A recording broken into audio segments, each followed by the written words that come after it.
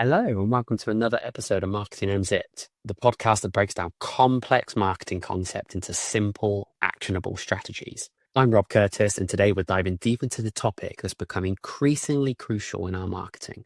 Content audits. Now, I know what you're thinking straight away. Content audits sound about as exciting as watching paint dry. But stick with me, because what I'm about to share could revolutionize how your business performs online. In fact, just last month, we witnessed one of our clients increase their organic traffic by 156% simply by implementing the strategies that we'll discuss today. So let's start with a somewhat controversial statement. So most of your website content probably isn't working as hard as it should be. In fact, research suggests that up to 90% of content online generates little to absolutely no organic traffic. That's mind-blowing, isn't it? And with marketing undergoing a seismic shift in the past few years, we're not just competing with other businesses anymore. We're competing with AI, sophisticated algorithms, and evolving user expectations. Your content from even just 18 months ago is more than likely already out of date. And here's some of the things that have changed. Search engines have become incredibly sophisticated at understanding user intent. AI-powered content is flooding the internet at an absolutely unprecedented rate. User attention spans, they're shorter than ever. We're talking goldfish numbers, 8 seconds on average. And even voice search is beginning to change how people look for information. But the exciting part about all this is it creates an enormous opportunity for businesses that are willing to take a strategic approach to their content. And that's where the content audits come in. Think of this like the health checkup. Just as you wouldn't wait until you're completely sick to see a doctor, you shouldn't wait until your traffic plummets to audit your content. Regular content audits help you identify which content is performing well and why, what needs updating or refreshing, the content gaps you need to fill, and the opportunities for improvement, and my favorite, optimization. And here's what's really interesting about content audits, is they're no longer just about checking for broken links and updating old statistics. The rise of AI-driven content creation has completely changed the game. We're now in an era where quality isn't just about well-written content, it's about providing the unique insights, the authentic experiences, and genuine value that AI simply can't replicate. Your content needs to do more than just exist. It needs to resonate, engage, and convert. Speaking of which, let's dive into some practical tools and techniques. So now we understand why content audits are so crucial. Let's explore these tools and techniques you'll need. I promise to keep this practical and actionable, and I will do my best to remove all the fancy jargon. So if you think about the essential toolkit, we want to treat this like our Swiss Army knife for content auditing. So for me, some of my favorites in this process is a tool like SEMrush or Ahrefs. They're industry standard pieces. They offer really deep insights into things like the keyword performance, backlink profiles, and overall content effectiveness. My favorite, Google Search Console. It's completely free. And it's not just because it's free, it's my favorite, but it's the closest to the truest data we're ever going to get. It can tell us page by page how our search performance is doing, any indexing issues as to why content can't be accessed, and even some user behavior insights, locations and pieces like that as well. For those people that love a little bit more of the technical side of things, if not, fire this to your developers, but Screaming Frog. It's a must-have for technical SEO audits. It can help you find broken links across your site, duplicate content, and issues with redirect chains and all of that jargon. In that piece there, if you're not too sure what you're doing, chat to your web developers. If you're working with an SEO agency, ask them, are they looking at these things? Great questions, because they can give you so much information. And then across the ecosystem at the moment of everything marketing, there's so many powerful GPT-styled chats, tools and pieces like that. We can get so much more information around things like the sentiment of our content, even just the originality of our content. And then another favorite of mine are tools like Hotjar and Microsoft Clarity, where they're heat map and session recording tools. They provide a deep insight into how users actually interact with your content on your website. But here's the thing, the tools are only as good as how you use them. So let me walk you through a practical process that works for businesses of any size. Step 1, plain and simple, data collection. And for those that have listened to any other podcasts of mine, I love the data. But that first step in any audit is gathering that information. You want to create a pretty comprehensive spreadsheet that includes things such as your URL of each content piece, the pages, the page titles, the meta descriptions, the published date, but also your last updated date. Data from platforms like Google Analytics and Google Search Console, things like page views, time on page, even conversion information, all those pieces. And also even more information about your internal linking structure. And what that actually means when I say internal linking structure is what other web pages is our content referring to? So if somebody could click a link, a hyperlink within that article or landing page, where does it take them? We want to be able to monitor and track these things to understand where they're going. My favorite piece for this is it can simply be done in a good old Google Sheet.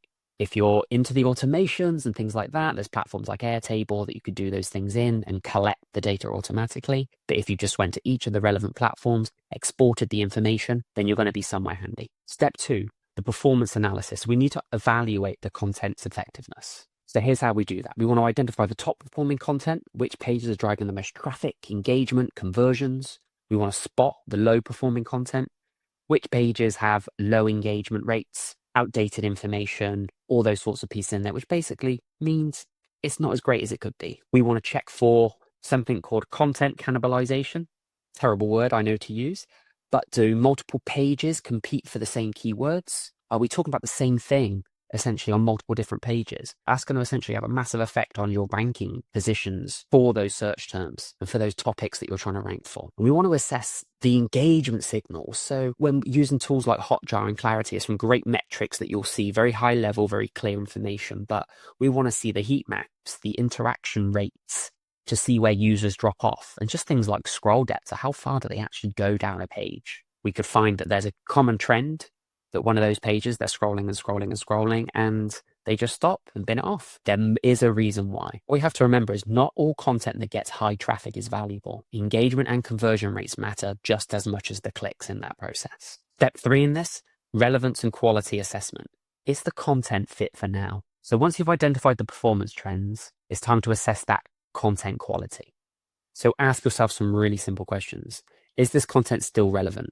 If the topic is outdated, simply update it with fresh insights. Does it match the user intent? Take a look at the sort of search terms that you want this page to rank for in Google. Compare the content. See if you're actually solving the problem that Google is presenting. There's no point in us having a landing page of e-commerce products when we're looking at how to pick the best pair of trending trainers this year or something like that. It's going to be two very different things. Is it actually engaging? Things like poor formatting, really dense paragraphs, so it looks like a one-pager A4 document, lacking visuals. All these things is going to make content so much harder to consume for our audience. And one that often gets missed is, does it actually align with brand messaging? We need to ensure that that consistency in tone and style is across your website.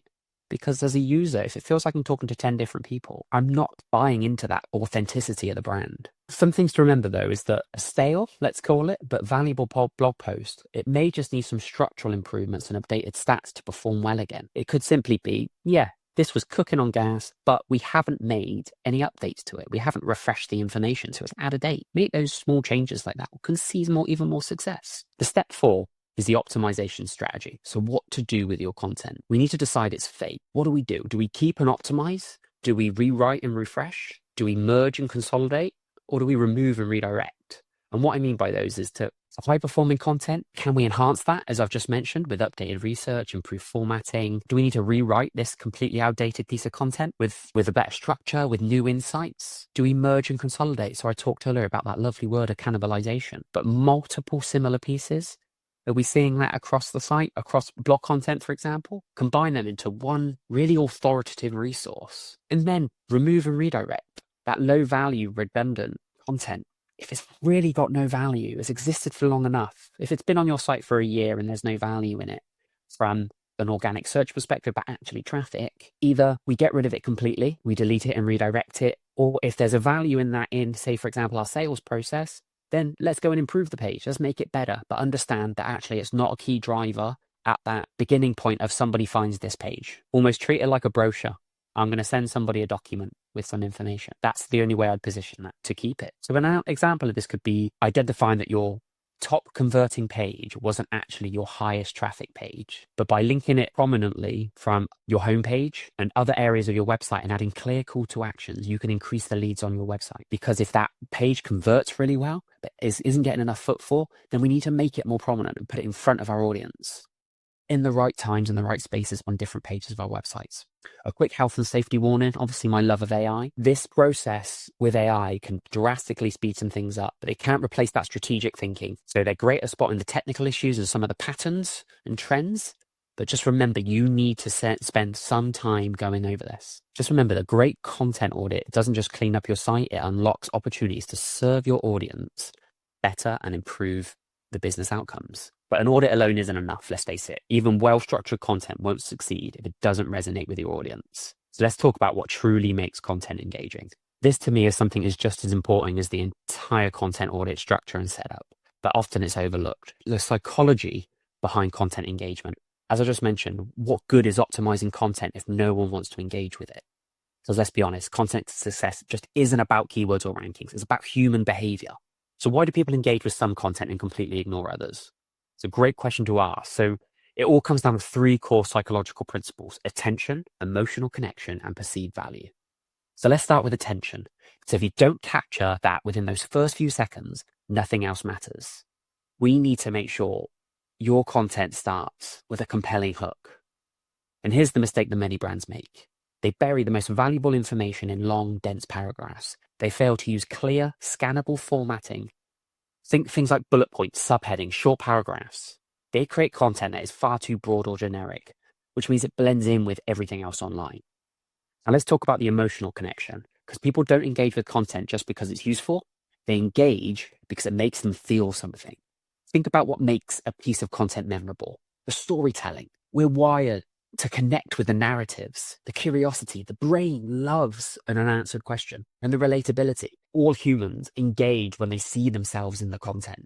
So here's two really cheesy examples, but compare these two headlines. How to improve your SEO in 2025. It's informative, gives you an idea what's going to happen, but it's pretty boring. How about the SEO mistakes costing you customers and how to fix them in 2025? It uses curiosity and a sense of urgency.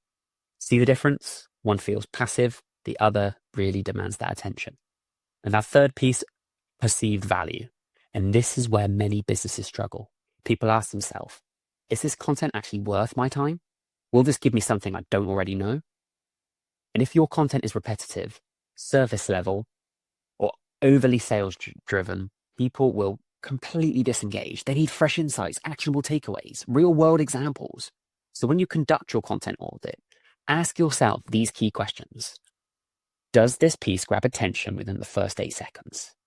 Does it trigger an emotional response? Curiosity, excitement, urgency? Is the value immediately clear to the reader? Because at the end of the day, content that doesn't engage doesn't convert. And that's why understanding the psychology behind engagement is just as important as any SEO tactic. Right now, that we know what makes content engaging. If you're running a blog, a website, or a resource hub with hundreds or even thousands of pages, the idea of reviewing everything can feel near on impossible. But here's the good news. You don't have to audit everything at once. A strategic, prioritized approach will save you time and help you focus on the content that actually moves the needle. I like to use a 4-tiered content priority process. It's simple, effective, and ensures you focus on the high-impact content first. And those high-impact content pieces, they're your star players, the content pieces that drive the most traffic, leads, or conversions. Look for blog posts, landing pages, case studies that consistently bring in results. You need to ask yourself, is this content still fresh or does it need an update? Second tier, underperforming content with potential. This is content that has promise but isn't delivering the results. This here potentially could be content that gets some traffic but has a low engagement rate or no conversions. Does this need better formatting? Does it need more up-to-date info? Or do we need to think strategically more around our SEO process? And then we have things like outdated and low-quality content. So this could be content that's no longer relevant, it contains broken links, or just lacks value. Is this content still useful, or is it just taking up space? Tier 4, irrelevant or duplicate content. And this is content that no longer aligns with your brand, is redundant, or is that funny old word of cannibalizing your search engine optimization process. Look for pages with overlapping topics and decide whether they should be merged or removed. So if you're feeling overwhelmed about auditing your content, start with those 4 tiers. Focus on the high-value content first, fix what has potential, and then clean the rest up. And remember, content audits aren't a one-time event. Please make them part of your strategy. Every 6 to 12 months, and you'll always stay ahead of the game. For us, how we work with our clients is obviously we go through this cycle. Depending on how much content they've got on their website, what new content we need to introduce. We segment based on subjects and topics and themes. of the content, and we'll work through that subject. We'll then review it quarterly, 6 monthly, wherever they are in their journey. And that will always ensure that you stay ahead of the game. But by prioritizing the right content, we're not just tidying up, we're making those strategic decisions that can drive serious business impact. So let's look at how we can actually implement these audit findings. We want to turn those insights into real tangible improvements, right? Because let's be honest, data without action is just numbers on a spreadsheet. It's completely pointless. So when you look at your audit results, you'll find that your content falls into one of those four key categories. Those high performing, underperforming, outdated, content that should be retired, let's say. So let's break down how to handle each of these strategically so your content works so much harder for you. So that high performing content, we want to keep it winning. I mentioned already, these are your star players. They're bringing in the traffic, they're generating the leads or ranking well in search. The main mistake I see all the time is people assume that high performing content can be left alone. That is a big no-no. Even your best content needs regular optimization to maintain its dominance. We know the process of Google. We know just user interaction is so difficult to grab. We need to make sure it's the best of the best that it can always be. So you want to think about how we refresh any stats and data. We need to maintain that credibility. I'm touched on this right at the beginning of this, but monitoring that user intent, does it still align with the other pages that may be ranking in search or finding this type of content on social? Is it still aligning with what people are actually searching for? And then adjust accordingly. If this page is doing so well, you again want to strengthen that internal linking. So direct users from high traffic pages to underperforming or related content. Will use the value and the love that search engines and your users are giving this page to expand and demonstrate even more value to our audience by building those internal links.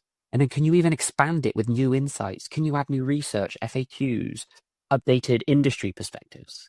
That second part of that underperforming content, we want to unlock its potential. Maybe it gets some traffic, but it's not enough conversions or engagement. And this is where we can start thinking really smart about the optimization. It can transform that struggling content into one of those A players.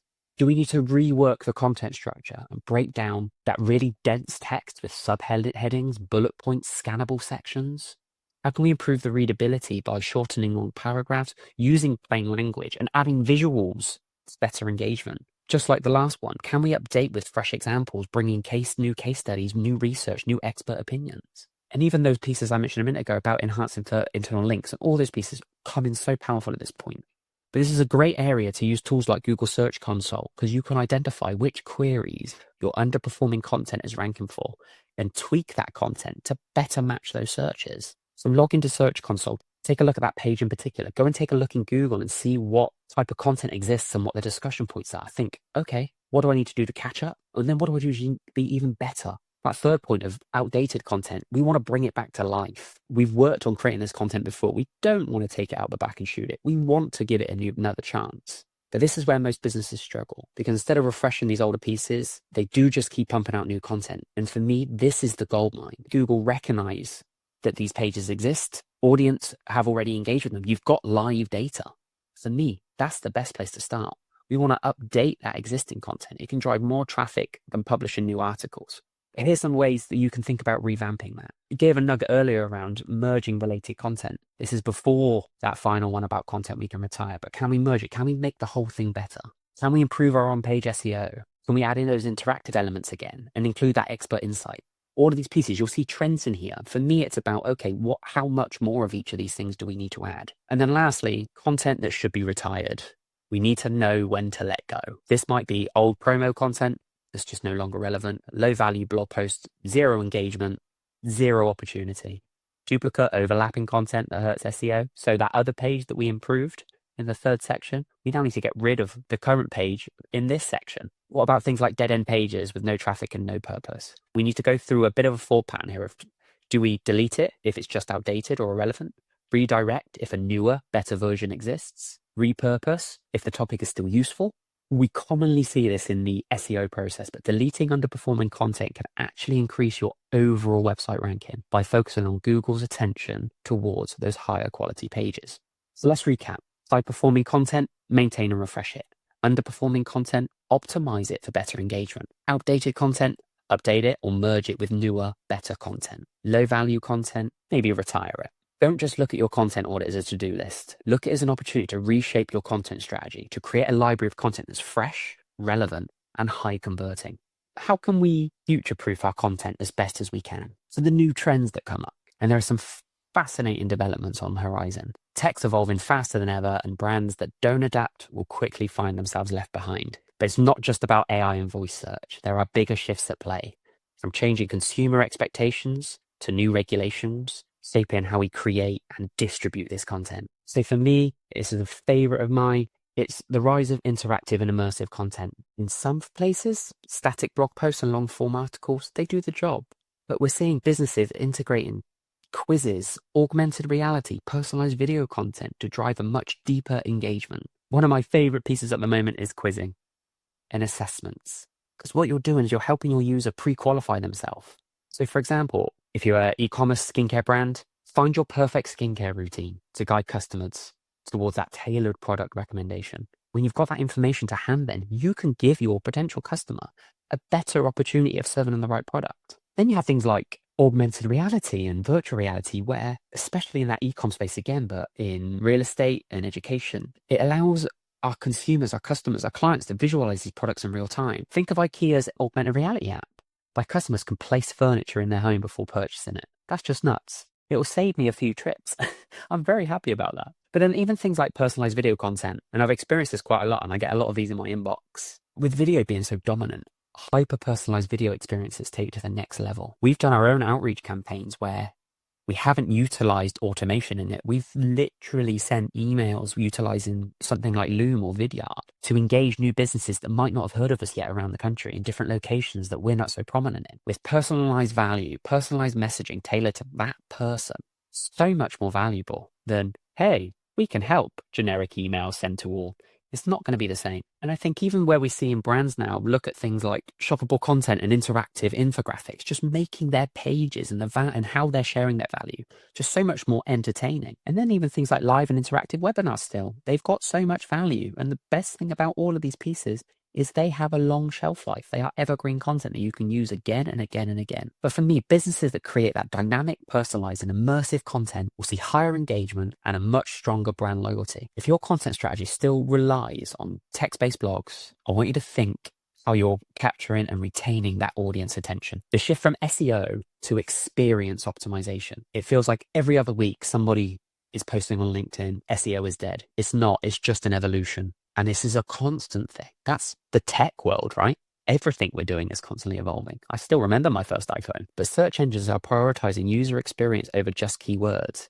This means the page experience signals matter more than ever. You're fast loading, you're mobile friendly, easy to navigate. And that search intent I've mentioned a couple of times is everything. Google really rewards content that answers users' queries quickly and clearly. If it is a one-sentence answer, it is a one-sentence answer. We don't need to blow it up into a 3,000-word article. And even those engagement metrics, they impact rankings because your user is clicking and engaging on your site more and more and more. That's going to have a positive kick on. So if I can give you 3 things off of that shift from SEO to that experience optimization. Optimize content for search intent, not just keywords. Ensure fast loading mobile optimized experiences, and focus on user journey mapping.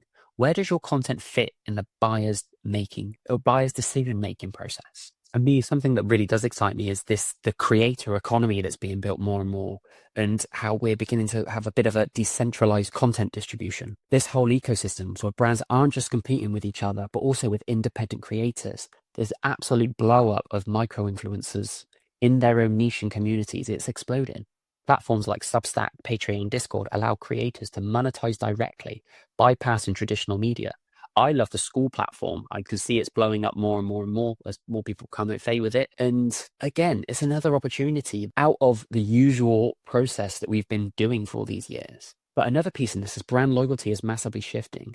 People trust individual voices over corporate messaging. This is why TikTok is so huge, because if I follow a creator that I really engage with, when they may refer or recommend, I'm going to believe and buy into them more. They're not part of that business. And sure, yeah, they're making a few quid with an affiliate scheme or something. But it gives us a really good opportunity to get to know that person and buy into them and their entire authenticity. This is how, as a brand, you should respond. You want to develop a human brand voice. Embrace transparency, personality, and authenticity. You can even think about partnering with these micro-influencers who align with your brand values, and even look to invest in your own media channels. When you think of your emails, your newsletters, I used school a minute ago, but those content hubs, to reduce the reliance on platforms. I often talk about your website is your closest thing to a digital asset you'll ever own. Because even how we send emails, when you think about it, how the data gets, the amount of emails we send that land in spam, right? We can't always control that. But for us, it's actually, where are these places that our content can exist and live forever? How can we double down on those? How can we get more eyes into that space? But overall, what does all of this mean for your content? Adaptability is key. Content strategies must evolve constantly. What works today might not work next year. The create and forget model is dead. The best content marketers are moving towards continuous measurement, iteration, and improvement. And trust is your most valuable asset. As AI-generated content floods the internet, authenticity will set you apart. I've noticed the brands thriving today aren't just following trends. They're deeply understanding their audience and aligning their content with real human needs. Just as we wrap up our exploration, and it feels like an exploration, of content audits and future trends, just remember, the most successful content strategies won't be the ones chasing trends blindly, but the ones that stay deeply connected to their audience. I'd love to hear your thoughts and experiences of content audits. What's the most surprising insight you've discovered when reviewing your content? Please share your stories with me on LinkedIn. You can find me, simply put, Rob Curtis, or on whatever platform you're listening to. Please do comment. And I have one small favor to ask. If you found today's content valuable, could you send this episode on to a friend or a colleague who's currently struggling with their content strategy and audits? Your share could be the catalyst they need to transform their digital presence. And if you haven't already, please follow Marketing Unzipped. Click that subscribe button. By growing our community, we can continue to provide those valuable insights and support to more business owners and marketers worldwide. So let me leave you with this final thought. Content auditing isn't just about finding what's wrong with your website. It's about discovering opportunities to better serve your audience. Digital noise is increasing daily. The businesses that thrive will be those that consistently evaluate, adapt, and improve their content to meet their audience's evolving needs. Until next time, I'm Rob Curtis. This has been Marketing Unzipped. Remember, effective content isn't about having the most pages on your website. It's about having the right content for your audience when they need it most.